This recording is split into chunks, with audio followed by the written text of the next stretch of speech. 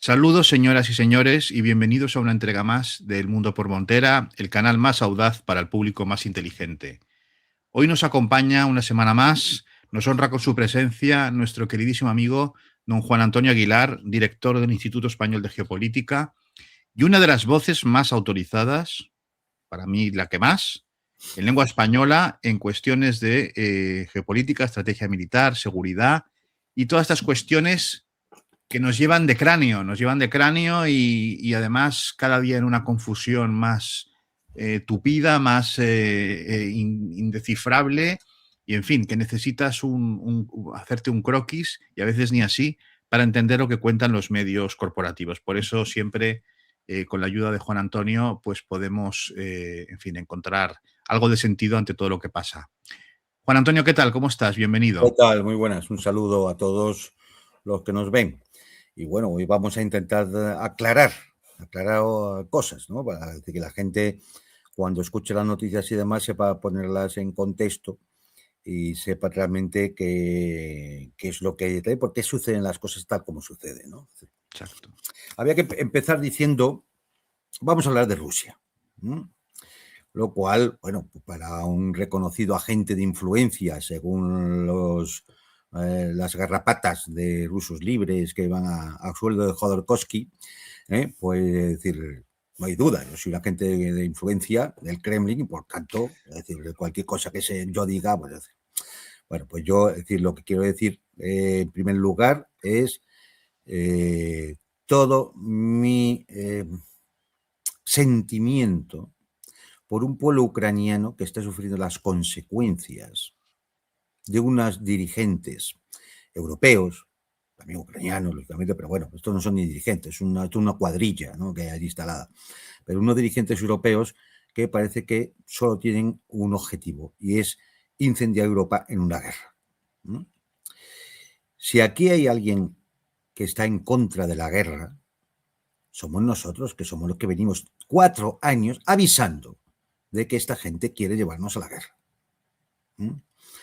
Porque aquello que comenzó en 2014 en Ucrania, que acabó en una guerra civil y que escaló en febrero de 2022, aquello se tenía que haber acabado en abril de 2022, cuando se llega a un acuerdo en Estambul.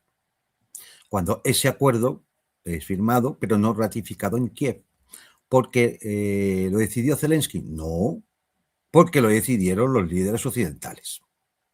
Fundamentalmente, el primer ministro británico, que fue allí encargado por Biden, dando la orden de que había que controlar la guerra. Y eso, a partir de ese momento, ya no podemos hablar de una guerra de Ucrania, sino de una guerra en Ucrania, que es lo que tantas veces hemos repetido. 4 años y medio después, ¿qué es lo que tenemos ahora mismo? Bueno, pues que según los medios occidentales, Rusia está empantanada en el frente. Dentro de unos días escucharán, una semana, 2 semanas, que la ciudad de Konstantinovka, una de las 3 de la última línea defensiva del Donbass en manos ucranianas, ha caído en manos rusas. Ya lo verán ustedes. Porque lo del empantanamiento simplemente es un relato propagandístico nada más. Pero bueno, ¿qué dice? Rusia está empantanada en el frente. Putin está debilitado, porque claro, es decir, no hace lo que tiene que hacer. Lo que tiene que hacer, según el aparato occidental, lo que tiene que hacer es escalar la guerra y tirar bombas atómicas. Y claro, eso le debilita. Que la población rusa está fatigada, que ya no quiere la guerra. La realidad es que la población rusa lo que pide es más dureza. Más leña, más leña. Pero bueno, ellos dicen que la población está fatigada, que Rusia está aislada. Esto no creo que merezca más comentarios, porque simplemente se trata de tirar de la hemeroteca de los últimos 4 años y ver dónde está el aislamiento de Rusia, ¿no? Y finalmente que su economía está al borde del colapso. Esto es lo que todos los días, por todos los medios de comunicación occidentales, es decir, y cuando digo occidental entiendan fundamentalmente otánicos, al servicio de los intereses de una potencia europea extranjera, como es los Estados Unidos de América, con una herramienta siniestra que se llama OTAN, herramienta que hay que destruir lo antes posible y que además en su caída arrastra a la Unión Europea al pozo de mugre y cochambre al que pertenece. Y bueno, pues esto es lo que nos indica, ¿no? Entonces, yo creo que es bueno poner en situación a ello cuál es la situación real, o al menos que uno puede decir que tiene la verdad absoluta, es decir, intentar dar una panorámica de cuál es un poco la situación, ¿no? ¿Qué es lo que vemos? En primer lugar, el teatro de operaciones militares. El teatro de operaciones militares en Ucrania es que hay un avance general ruso pausado, constante, en los 4 frentes. Y, como digo, el próximo objetivo va a ser la caída de Constantinopla. Lo verán ustedes. Simultáneamente a esto, ¿qué es lo que hay? Bueno, pues hay un proceso de escalada. ¿De escalada qué hace quién? Ucrania, no, pobrecitos. Si no tienen casi reservas, tienen una deficiencia absoluta de municiones, de sistemas de antiaéreos, de posibilidad de logística, de mantener una guerra. Para mantener una guerra de desgaste necesitas mucho dinero, que no tiene Ucrania ya. Necesitas capacidad industrial, que cada vez está más agotada, y necesitas recursos humanos que empiezan a faltar por todos lados. De hecho, estas 3 cosas, el régimen de Kiev anda todo el día llorando a ver si deportan a los ucranianos que están en Occidente, para mandarlos al frente, que les envíen todo tipo de armas y que mantengan sus finanzas. De ahí viene la aprobación de esos 90.000 millones de euros que nos van a sacar a todos los trabajadores europeos para seguir manteniendo esta guerra. Esa escalada toma un rumbo de provocación. Se trata de provocar una reacción desproporcionada de Rusia que permita el enfangamiento ya de toda Europa en la guerra y arrastre a Estados Unidos a la misma. Porque sin Estados Unidos no es que el régimen de Kiev tenga perdida la guerra, toda la OTAN tiene perdida la guerra en estos momentos. Y bueno, pues en esa marcha hacia una guerra europea, pues que se hacen todo tipo de provocaciones, ¿no? Vamos a recordar ataques a infraestructuras civiles. Han venido ocurriendo desde tiempo. De alguna forma, muchos de estos ataques podrían justificarse, es decir, serían objetivos militares en cuanto que su uso de estas infraestructuras permite, digamos, la maniobra militar, la logística, etcétera, ¿no? Ya más difícil de justificar es el ataque a barcos civiles, por ejemplo, petroleros o gaseros, entre otras cosas porque eso entonces justifica a las fuerzas rusas a atacar los barcos de exportación de grano ucraniano, con lo cual no se entiende muy bien, y más si se hace en aguas internacionales, ¿no? El ataque permanente, diario, hoy ha sido un niño, en una de las poblaciones civiles rusas, a civiles. Se ataca autobuses, vehículos, colegios, recordemos lo de la residencia de estudiantes, mercados, edificios residenciales. Se ataca a central nuclear, la central nuclear de Zaporozhia. También en las últimas 48 horas hemos visto cómo se ha atacado la sala de máquinas de uno de los reactores. Esto es peligrosísimo, vamos. Claro, hay que decir que vamos a suponer que no revienta el reactor, simplemente que provoca una fuga radiactiva. Es decir, como en Chernóbil, por ejemplo, ¿no? Una fuga radiactiva. Bueno, pues, salvo condiciones especiales, los vientos van a llevar esa fuga radiactiva, esa nube radiactiva, la van a llevar, como en Chernóbil, repito, hacia el centro y norte de Europa. Es decir, los primeros en ser afectados los propios ucranianos. Y después el resto de Europa. Y finalmente, crímenes de guerra, crímenes de lesa humanidad.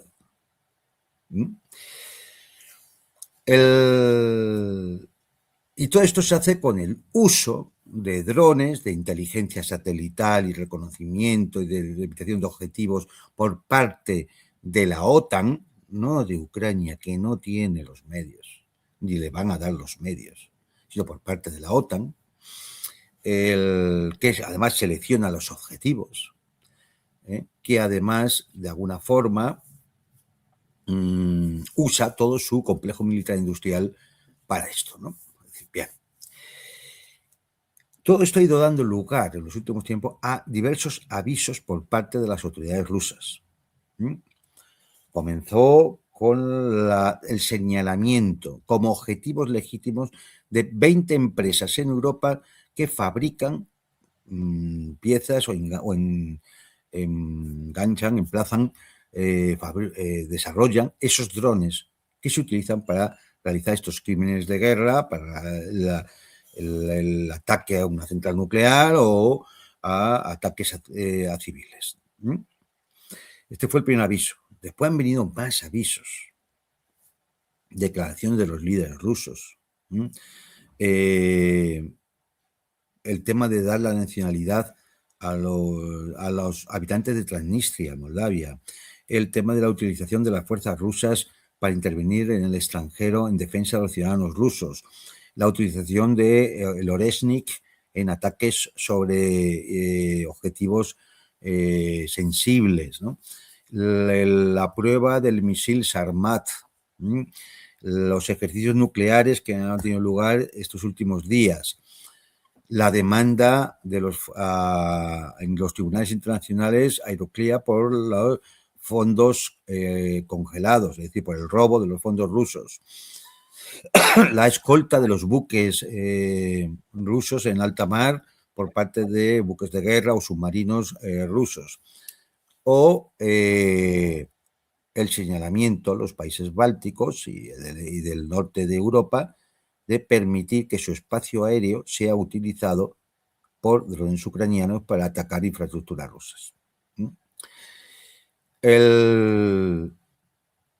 Finalmente se produjo un cambio cualitativo cuando se realiza el ataque criminal sobre la residencia de estudiantes de Starovelsk, donde mueren 22 chavales. Bueno, generalmente casi todas eran chavalas, todas eran chicas. Mueren por el ataque de esos drones ucranianos.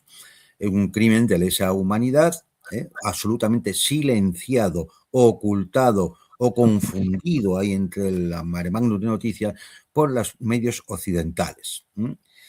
No voy a recordar aquí las infames, siniestras y repugnantes declaraciones de los representantes bálticos y del Reino de Dinamarca en el Consejo de Seguridad de Naciones Unidas, porque dan tal asco que no merecen ni que las repitamos aquí.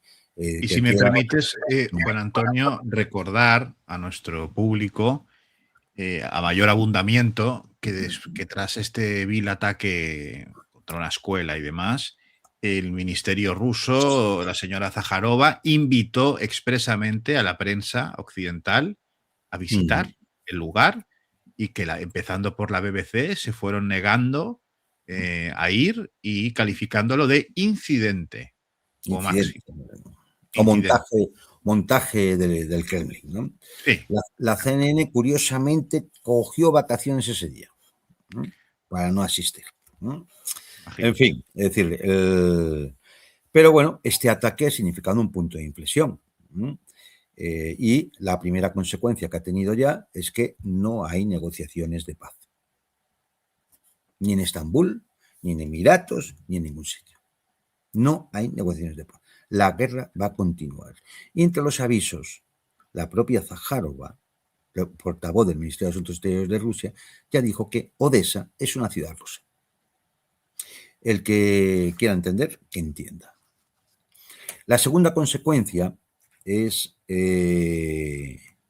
ha venido a consecuencia, perdón por la redundancia, del ese dron que llega a una ciudad cercana a la frontera entre Rumanía y Ucrania. Un dron, no se sabe si ruso o ucraniano, un dron posiblemente o que ha fallado o que ha sido de alguna forma desviado por la guerra electrónica ucraniana, lógicamente, que podía estar teniendo su objetivo en Odessa y que se desvía 292 kilómetros para ir a dar contra un edificio, la última planta de un edificio de apartamentos en esta ciudad rumana. Evidentemente, eso no puede ser un objetivo ruso y tampoco tiene ningún sentido que fuera ucraniano, salvo que lo que interese sea una operación de falsa bandera para de nuevo tapar la matanza de Starovelsk y reseguir con la monserga de la amenaza rusa de hay que aplicar el artículo 5, nos están atacando, ¿no? Es decir, bien. Se produce también, lo que hemos dicho, ¿no? El ataque a la central nuclear de Zaporozhia y la amenaza de Lituania, llamando a sus aliados en Europa a realizar un ataque a Kaliningrado, territorio de la Federación de Rusia. Estos son los personajes, estos son los personajes de Occidente, en cuya fase superior ya saben que es el crimen y la mentira. La consecuencia que ha tenido esto es una llamada a iniciativa de Sergei Lavrov, ministro de Exteriores rusos, ¿a quién? Al secretario de Estado norteamericano, que es el homólogo en la administración norteamericana, Marco Rubio, ¿no? Y en esta llamada, definida por algunos analistas norteamericanos como una comunicación alarmante, se lanzan 3 mensajes. Uno, va a haber ataques sistemáticos contra el régimen de Kiev, no solamente contra infraestructuras militares, críticas de comunicaciones o logísticas, sino también contra los centros de mando y control y los edificios administrativos, es decir, propios del gobierno de Kiev. ¿Por qué? Pues porque esto ya no es una operación militar especial. El segundo mensaje que lanza Lavrov es que se evacúe el personal diplomático de Kiev, porque está, lógicamente, está en ese barrio oficial donde están los ministerios, están estos centros y demás, y lógicamente en ataques sistemáticos, pues indudablemente van a sufrir las consecuencias. Simplemente por la cercanía. Porque si cae un Iskander sobre un objetivo, oye, es que son 500 kilos de explosivos. No solamente el objetivo, es que se va a ver afectado a la zona. Estados Unidos lo ha entendido y ha empezado a desalojar diplomáticos de su embajada. También que hay una llamada a los ciudadanos de Kiev para que se alejen de esas zonas precisamente. Y el tercer mensaje es que el espíritu de Alaska, aquella visita de Putin a Trump en Alaska, donde se habló de muchas cosas y se abrió un canal de comunicación que no solamente sobre el tema del conflicto ucraniano, sino de temas económicos, temas estratégicos, en fin, de muchas más cosas, que ese espíritu ha colapsado. Estos son los 3 mensajes. Y además Rusia dice que ha colapsado por la acción de los líderes europeos. No responsabiliza a Estados Unidos directamente. Otra cosa es que, claro, la mayor parte de los líderes europeos están a las órdenes de Washington y harán lo que diga Washington, ¿no? Pero diplomáticamente el mensaje es ese. No, si vosotros no sois los culpables, son los líderes europeos. Pero que sepas que el espíritu de Alaska se ha evaporado. Bien. En medio de esto, hay que entender lo que se está produciendo en el lado europeo, donde ya tenemos una clara fractura interna dentro de la OTAN y la Unión Europea, por varias cosas que han ocurrido esta misma semana. El señor Rutte, secretario general de la OTAN, y uno de los tipos más cómicos que uno se puede echar a la cara, bueno, pues presenta un plan de ayuda a Ucrania. El 0,25% del PIB de cada país europeo para Ucrania, que se suma al 5% del PIB en gastos militares, más el porcentaje del tema del rearme, etcétera, etcétera, etcétera, etcétera. ¿Vale? Bien, este plan fracasa. Y fracasa porque, frente a la aprobación de nórdicos, bálticos, Polonia y Países Bajos, se niegan los países mediterráneos, es decir, Grecia, Portugal, España, Italia, Francia y el Reino Unido. No porque al Reino Unido no le parezca mal el plan, sino simplemente porque no tiene un duro, porque su economía está en las últimas. Y porque el señor Steinmeier no puede pedirle un duro más a los británicos, porque están ya de uñas con él. De hecho, es un gobierno al que no le doy ya mucho futuro. Hasta el propio Partido Laborista ha buscado la forma de quitárselo de encima. El tipo no dimite, como todos los demás, ni con agua caliente. Se aferran ahí al sillón como lapas, porque hay que seguir robando y llevando a Europa a la guerra. Claro. Entonces, bien, este plan de Rutte fracasa, pero indica esa fractura dentro de la OTAN, Unión Europea, que es lo mismo, entre los que belicistas que están dispuestos a ir a la guerra ya y aquellos que, porque no quieran o porque no puedan, no quieren ir a la guerra. Y en medio está Alemania, donde por un lado debería estar con Francia para mantener el eje franco-alemán, que ha sido siempre la columna vertebral de la Unión Europea y de la defensa en el continente, pero por otro lado está por la labor de ir hacia la guerra. Consecuencia, el centro de gravedad europeo ha cambiado. Ya no es el eje franco-alemán, que ha dejado de existir.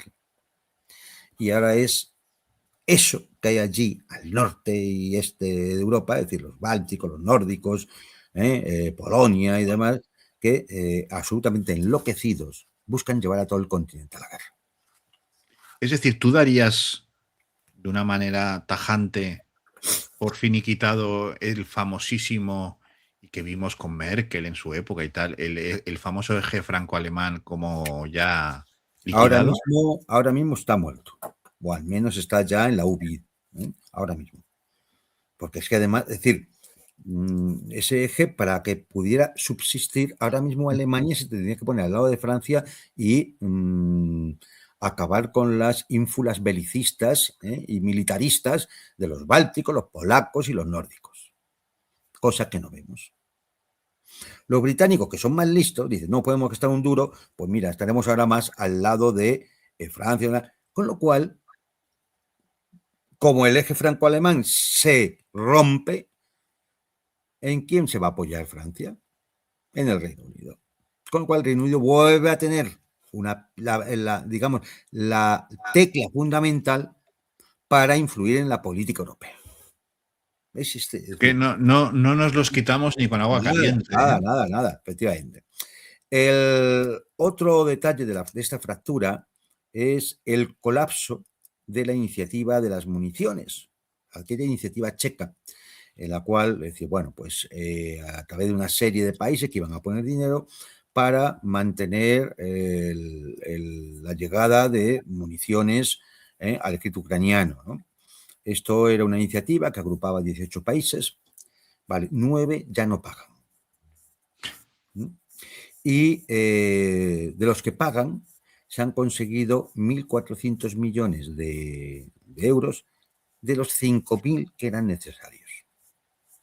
Con lo cual, aquí cada vez le llegan menos armas, hay menos dinero y el apoyo ya viene de estructuras que están fragmentadas. Por último, también estos días los suecos están dispuestos a venderles 16 cazas Gripen a los ucranianos. ¿Todo acá, por qué medio? Un crédito de la Unión Europea, que vamos a pagar de nuevo los trabajadores europeos. Claro, Apunten, señores, tomen no, nota, sí. porque Ante es que todo todo esto, esto. es decir, no hace falta ser prorruso, ni agente del Kremlin, ni nada de esto. Simplemente cualquiera que tenga dos dedos de frente se da cuenta que esto es un derroche económico, un insulto a la inteligencia y además un peligro, porque nos intentan llevar a una guerra que, si uno se da cuenta de la situación, no se puede ganar. Pero no es ya contra Rusia.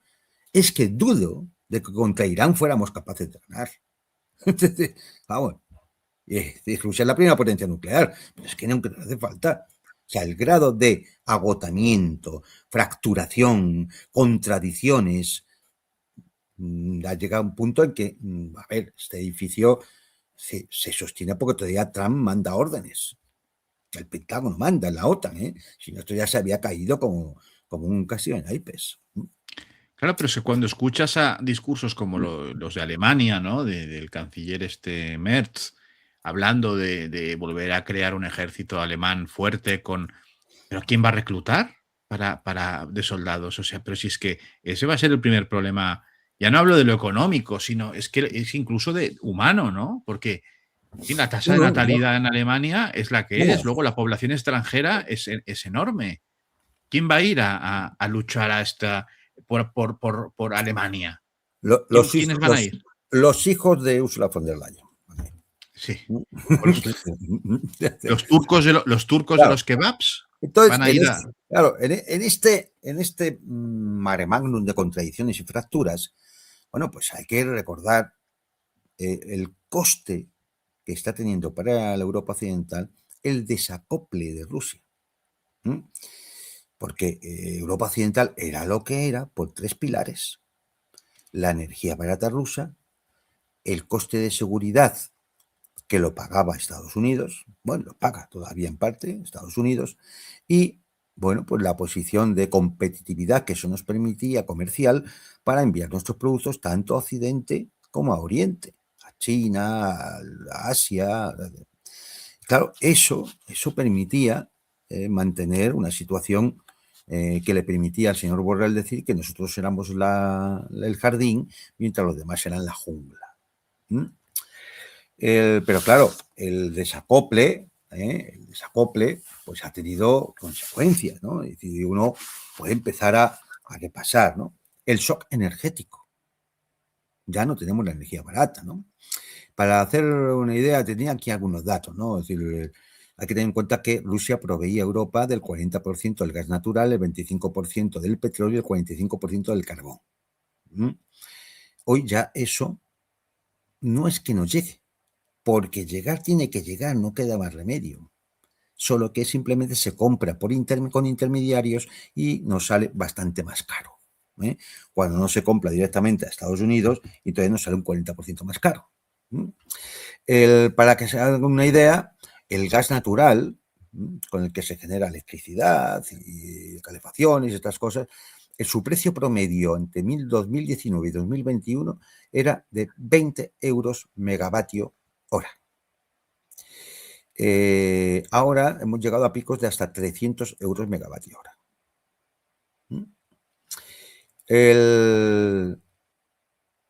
Para hacerse una idea, este shock energético ha producido aproximadamente 1,6 billones de euros de pérdidas.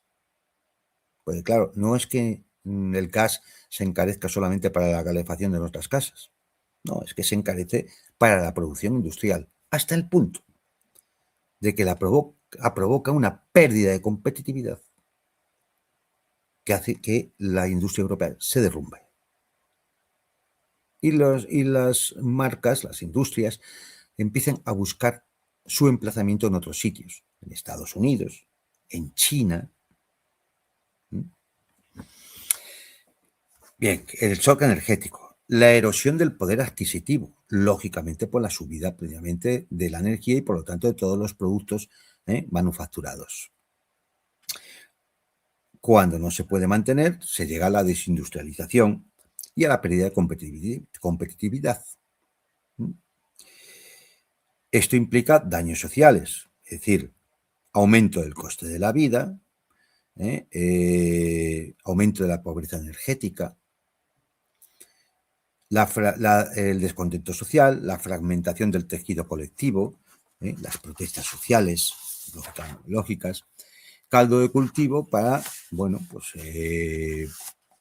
cualquier tipo de aventurerismo político y, por supuesto, un impacto en el mercado laboral con aumento del paro. Es decir, todas las semanas son miles los trabajadores alemanes que van a la calle.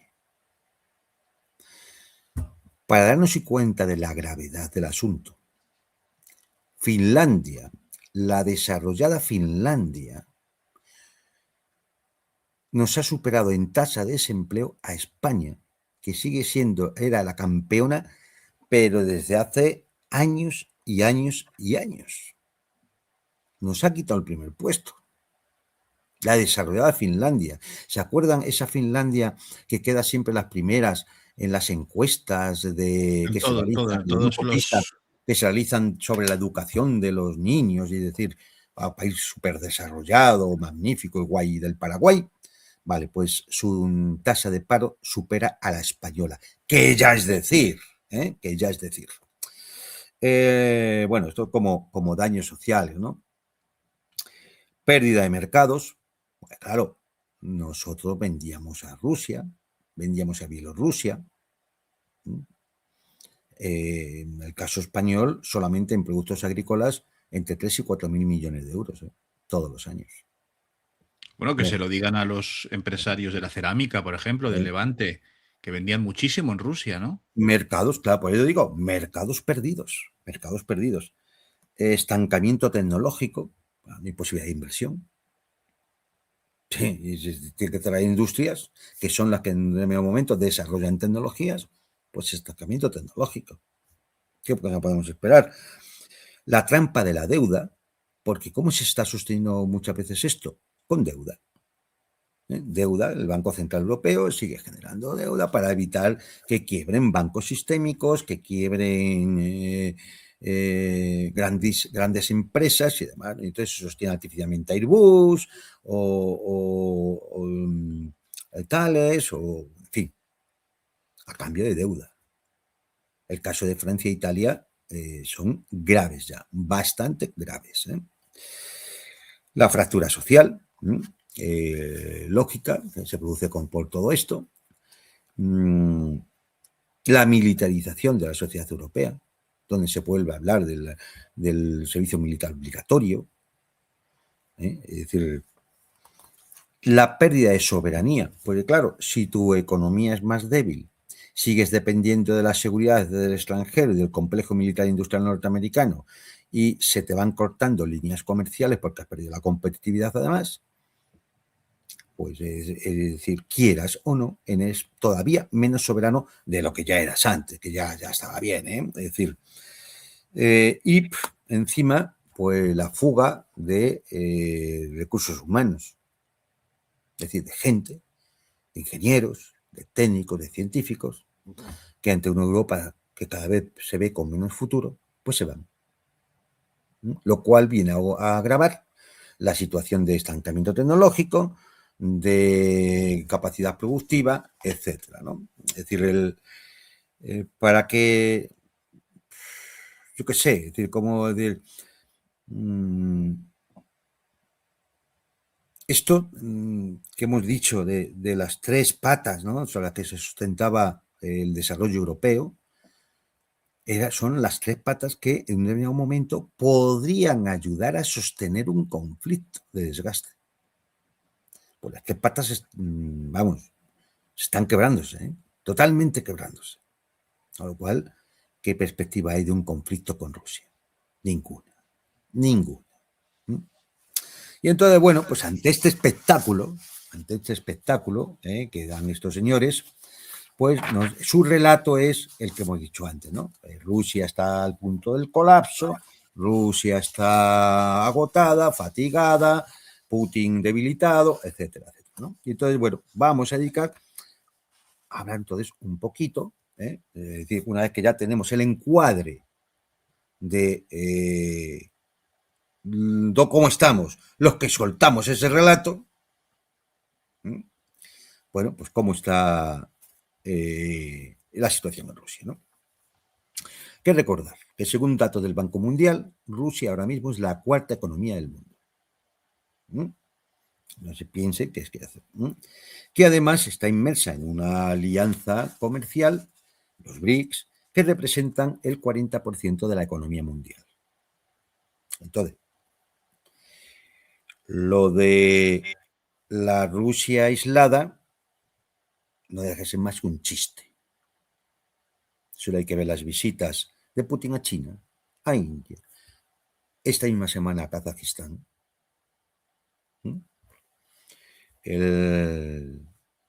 Su participación en la Organización de Cooperación en Shanghái.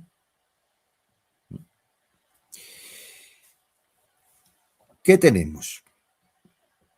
¿Hay una presión política, social y militar al Kremlin? Sí, pero no por lo que dice la prensa y los medios de comunicación occidentales.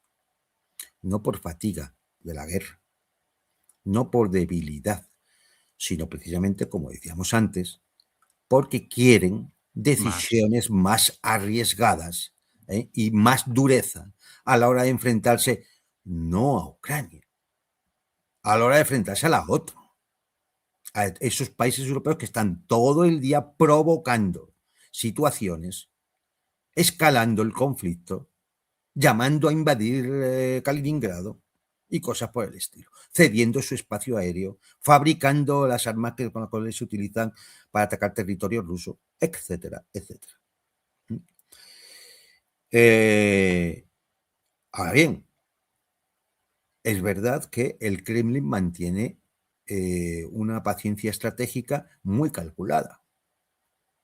A muchos les apetecería que inmediatamente esos golpes fueran terribles, ¿no? Para responder ya a tanta infamia europea.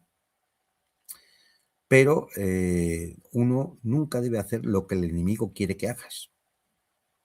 Y cuando están buscando la guerra, no debes darle la excusa para precisamente decir, ¿veis cómo la amenaza era cierta? Entonces, la paciencia estratégica rusa no es que no vaya a haber esos ataques sistemáticos, los lleva viendo hace mucho tiempo. No es que en un momento determinado no pueda haber un zarpazo ruso contra algunas bases de la OTAN, sino que su trabajo va a ser el de seguir ahondando en las contradicciones que hemos estado comentando que están fracturando la OTAN y la Unión Europea. Su trabajo es ir separando en lo posible a la administración norteamericana de seguir una línea marcada por las élites europeas que no conviene a Trump ni a la administración norteamericana. En seguir, de alguna forma, dando avisos que permitan hacer ver a los europeos que una guerra frontal contra Rusia no iba a ser una cuestión de avances de trinchera y pequeños ataques por aquí y por allá, sino que sería una cosa mucho más grave. No hay aislamiento internacional de Rusia, como hemos dicho. Crece su alianza con China, con Kazajistán, con Irán, con India. Ya lo era con Corea del Norte, con Bielorrusia. Sigue su posición influyente en toda la Asia Central. Incluso Japón ha vuelto a comprar energía rusa, porque no le queda más remedio. No, por tanto, no hay nada de ese aislamiento. Y entonces, bueno, pues si Rusia tiene los recursos naturales, tiene los recursos humanos suficientes, tiene capacidad industrial, porque ya demostrada, ¿qué le quedaría para poder efectivamente mantener esta situación de guerra, de desgaste durante mucho más tiempo? Bueno, pues los datos económicos, ¿no? Tener una economía que permita sostenerlo, ¿no? Y entonces, bueno, pues uno puede repasar algunos datos económicos, teniendo en cuenta siempre una cosa, que cuando se habla de la economía rusa o de la China, por ejemplo, o de la India, se está hablando de economía real, economía productiva. no ese casino infame de especuladores al que llaman bolsa, que no tiene más efecto que el de que algunos se enriquezcan y otros pierdan sus ahorros. Es decir, un casino. Uno puede jugar a la bolsa o puede jugar a la ruleta. Igual blackjack o lo que quieras, sí, Claro. sí. Es decir, pero la economía es otra cosa. La economía real es decir, lo que tú con una inversión y un trabajo consigues producir real. Es decir, que está Tangible. tangible, efectivamente, que puedes comprar y vender, además, que sirve, que tiene un valor como valor de uso. Es decir, y esto, bueno, pues es decir, hay que tenerlo en cuenta cuando se habla de la economía rusa. Es una economía real, no una fantasmagoría. El rublo, su moneda. Bueno, el rublo se ha fortalecido respecto al dólar este año. Vamos, para que tengan una idea, que suelo ir a Rusia, está el rublo más alto que antes de febrero del 22. Y lo sé, porque yo cambio moneda, claro, cuando voy allí.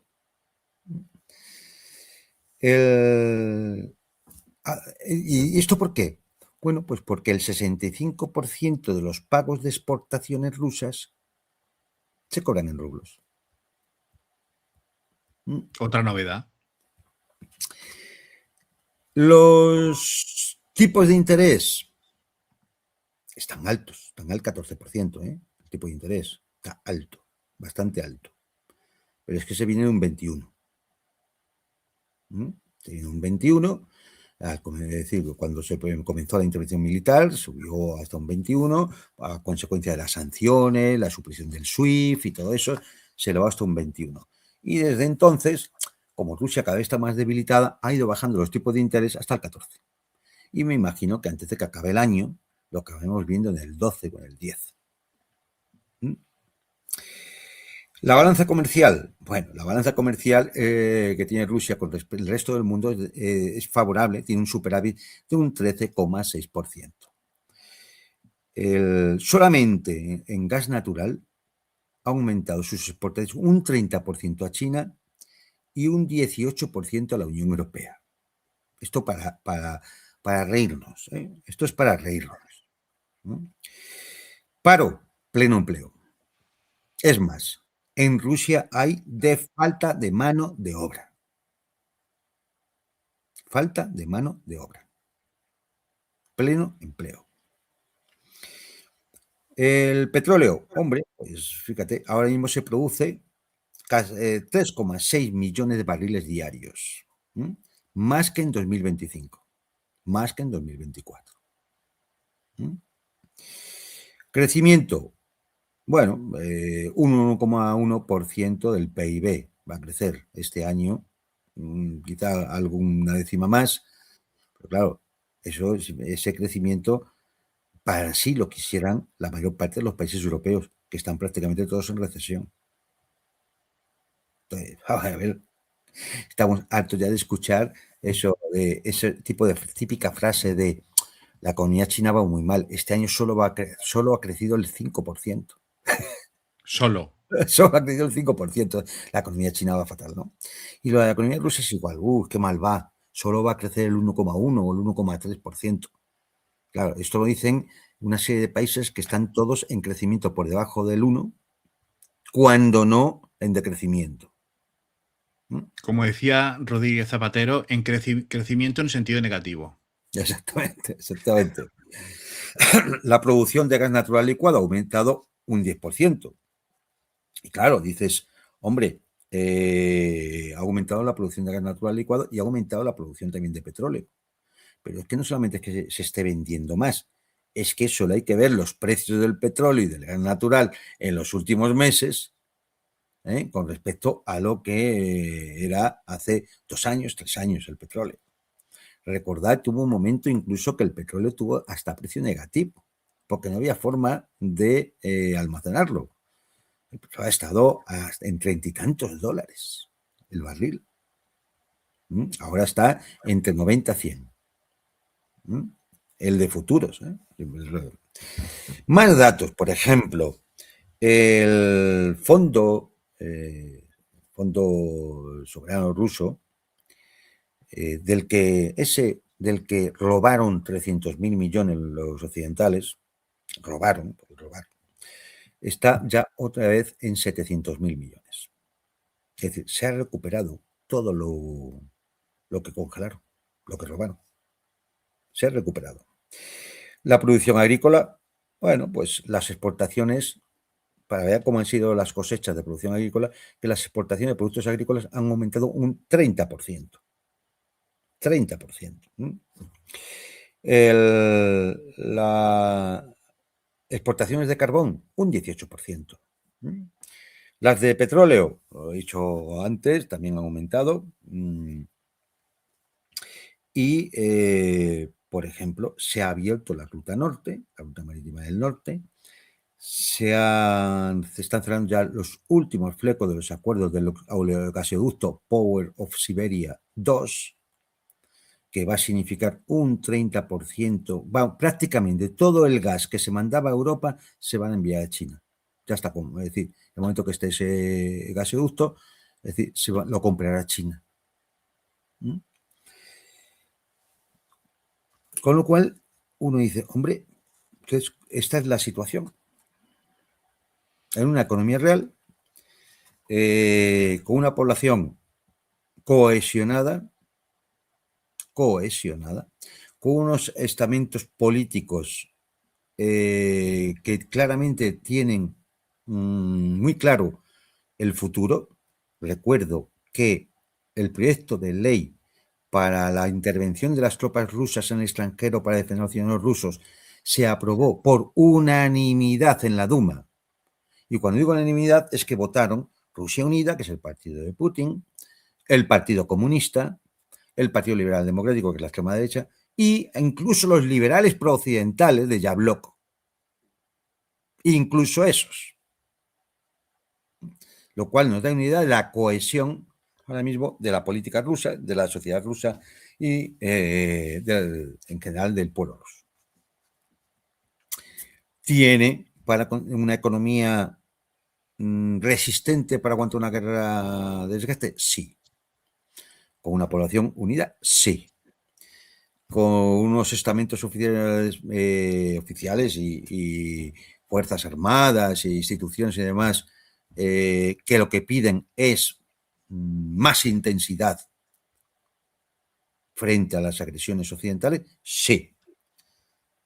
¿Tienen capacidad industrial? Demostrada. No quiero recordar aquello de los chips de lavadoras, ni el combate con palas, ni estas cosas. Es decir, con lo cual, bueno, estos son los datos y esta es la realidad.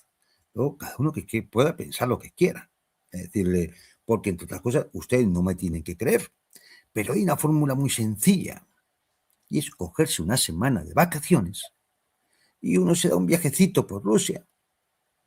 Ahora es un poco más fastidioso llegar porque hay que ir por Estambul, porque la Unión Europea saben que cortó las líneas aéreas que permitían que desde Madrid o de Barcelona en 4 horas o poco más de 4 horas uno pudiera aterrizar en Moscú. Ahora hay que ir por Estambul o por Belgrado, decir, pero bueno, oye, se puede uno coger una semana de vacaciones que les aseguro que lo van a aprovechar y así ven la realidad, que no es lo que toda la satrapía de los medios de comunicación occidentales nos cuentan a diario. Así que, bueno, pues uno puede... Datos. Claro, podemos comentar alguna cosa más. Es decir, como decía, a ver, algunos tienen que entender lo que significa el shock energético provocado en Europa por el desacople de la economía rusa, ¿no? Y ahora, pues, tendríamos además ahora también el asunto de qué hacer con esos fondos rusos robados, más sus intereses, más, ¿cómo se dice? El daño cesante, no, el lucro cesante de esos 300.000 millones. que va a haber que devolver. O sea, Claro. ¿alguien se piensa que se va a firmar un solo tratado, o armisticio o acuerdo de paz sin que a los europeos no les toque devolver la pasta? Difícil, difícil. Claro. ¿Y qué ocurre? Pues que de momento, solo de los intereses ya se han gastado 6.000 millones. ¿Quién los va a pagar? De lo mismo que van a pagar los 90.000 millones, los 950.000 millones, el 5% del PIB, etcétera, etcétera, etcétera. Esos son los que lo van a pagar. Es decir, nosotros. Sí, Los sí. trabajadores. Entonces, bueno, pues este es el panorama. Esta es la situación. Esta es la situación. Pues yo, Juan Antonio, creo que la explicación que has dado, la descripción de ambas partes, ¿no? Con datos duros, como dice mucho otro famoso analista geopolítico, los datos duros, que siempre dice Alfredo Jalife, datos duros, datos duros. Pues esto efectivamente son datos duros. Pero no quisiera terminar el programa de hoy, querido Juan Antonio, sin conocer tu opinión, conocer lo que has sentido, hablando ahora de España, de nuestro país, ¿no? Con una escena que hemos presenciado todos durante el desfile de las Fuerzas Armadas en el día dedicado a ellas, ¿no? En el día en el que el Estado y toda la nación pues rinde un homenaje a las Fuerzas Armadas y a todos los que dieron su vida por España. Y pasó esto, para los que no lo hayan visto todavía y para los que nos ven desde fuera de España, pues esto fue lo que sucedió durante, cuando sonaba el himno nacional y se izaba la bandera que iba a presidir el desfile y la ofrenda a los caídos. ¡Go!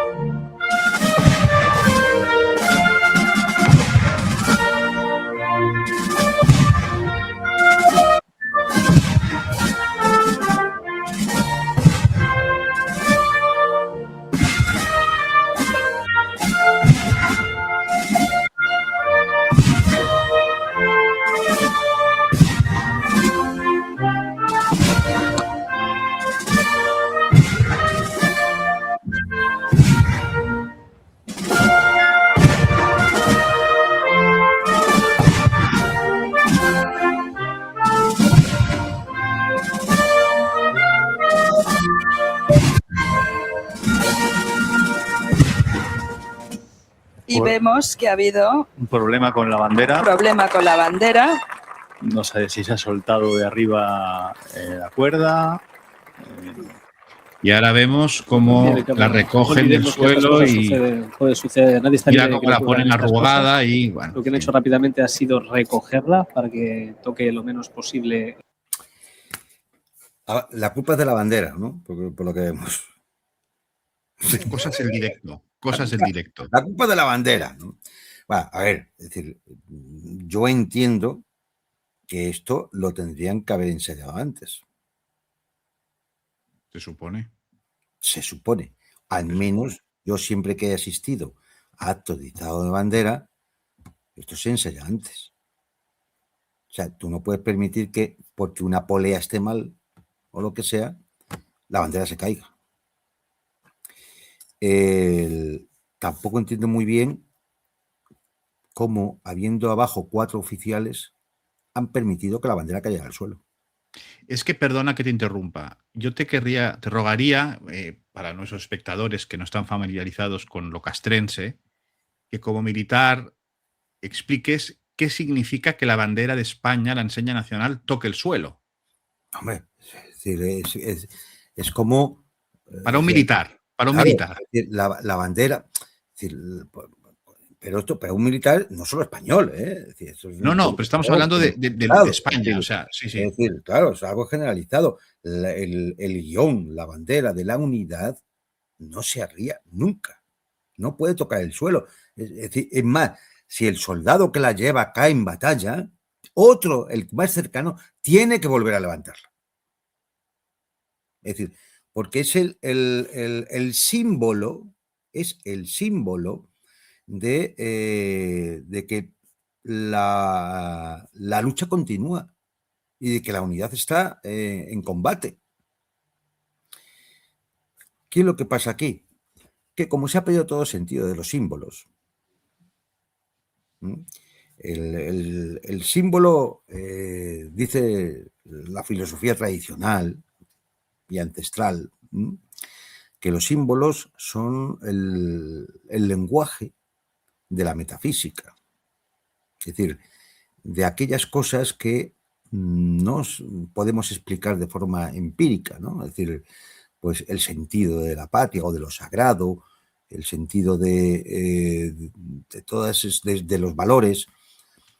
Y claro, muchas veces no tenemos palabras o el lenguaje es imperfecto a la hora de explicar esa filosofía o esos valores o ese sentido de lo sagrado. Y para eso se utiliza el símbolo, que es el escudo, es la bandera, es el signo, por la cruz, por ejemplo, los cristianos, la media luna de los islámicos. Estos son símbolos. Y los símbolos representan, es una forma de lenguaje que representan aquello que incluso el lenguaje queda corto, ¿no? Para intentarlo explicar. Claro, es decir, yo cuando vi estas imágenes, que las había visto, es de esto que dices, bueno, me he hecho las manos a la cara, no quiero verlo. Me he hecho las manos a la cara y dices, bueno, porque bueno, es que no puede ser. Es decir, no puede ser. Y por supuesto, se cae la bandera, intentas detenerla, de cogerla. Y si de forma irremediable cae al suelo, la recoges y la doblas como Dios manda. Con todo el respeto y demás, por lo que simboliza, no por la tela, es por lo que simboliza. Es más, yo he visto que ya digo, no continué viendo, la recogen, la rebujan ahí y se la llevan. Pero ¿qué pasa? ¿Que se hizo el desfile sin la bandera izada? No, se hizo, el rey ordenó que el abanderado del batallón de honores se pusiera en el lugar de la bandera y que como porta la bandera que la enseña nacional, El regimiento, sí. hiciera las veces de. Tú, de verdad. Dicho esto, y como estamos hablando de símbolos, pues mucho me temo que esto es un símbolo de cómo está el país.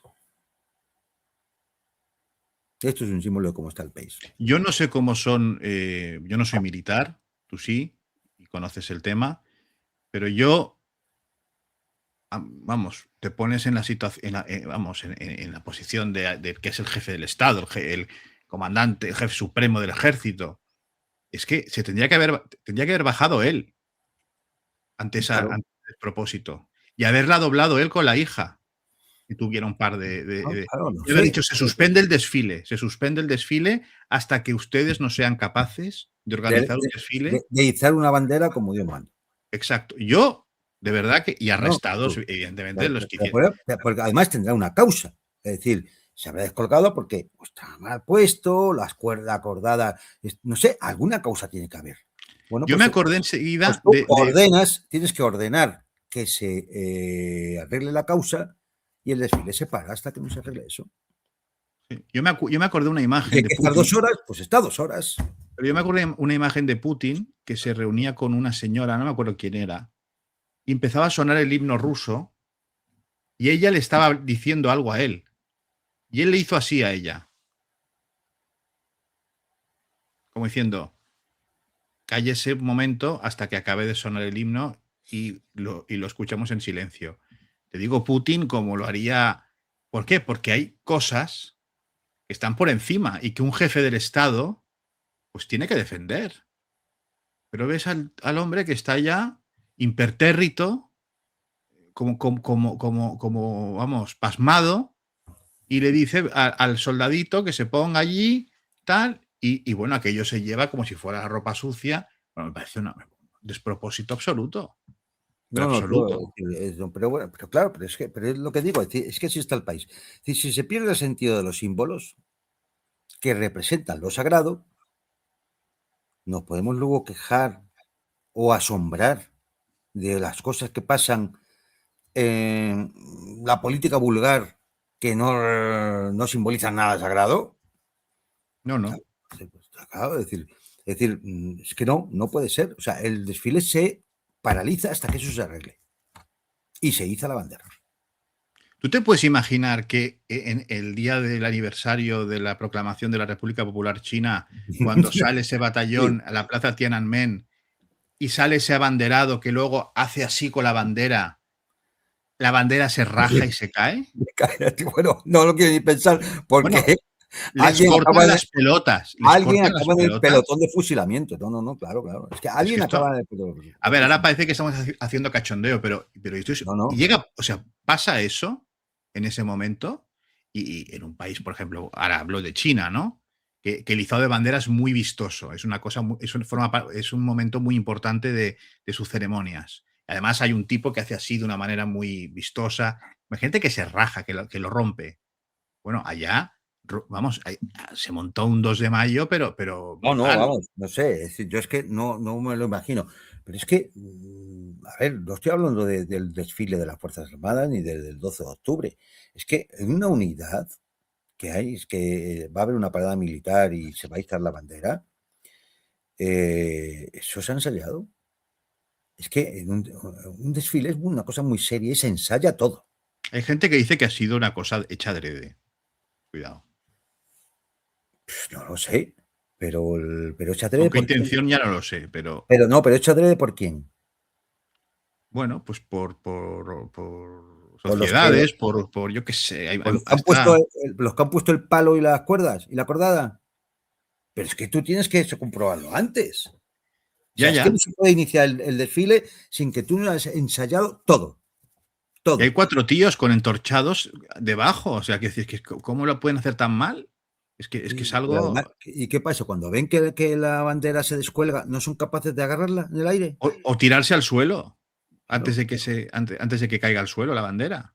no sé. Yo es que no, a mí me resulta incomprensible y no, me indica un poco, pues, El Estado de la eh, Nación. el Estado de la Nación, claro. El Estado de la Nación, donde posiblemente, como han perdido el sentido del símbolo, pues que se ha caído al suelo, pues, pues recójala, que se ponga otro ahí con la bandera.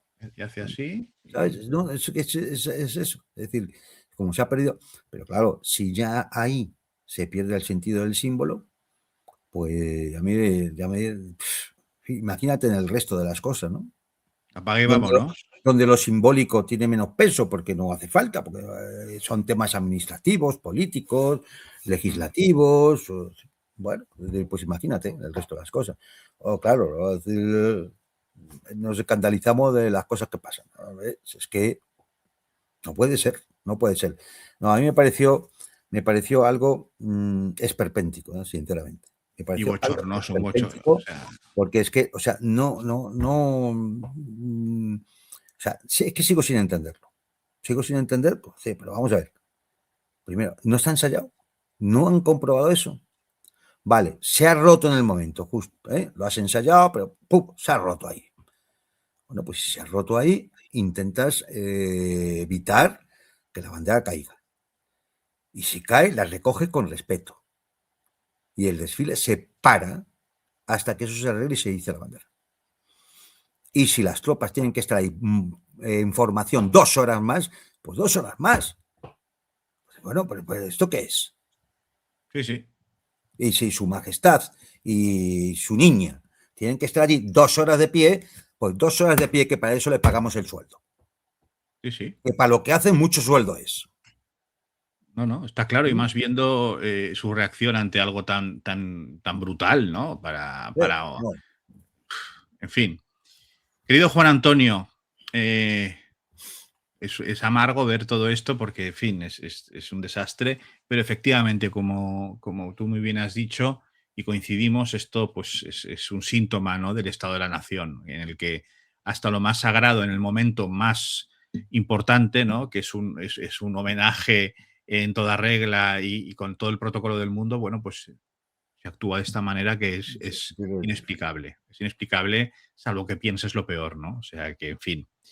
Querido Juan Antonio, muchísimas gracias por haber querido estar una semana más aquí, explicándonos todo lo que no nos contarán en los medios de comunicación. O sea que nos vemos pronto y mil gracias, como siempre.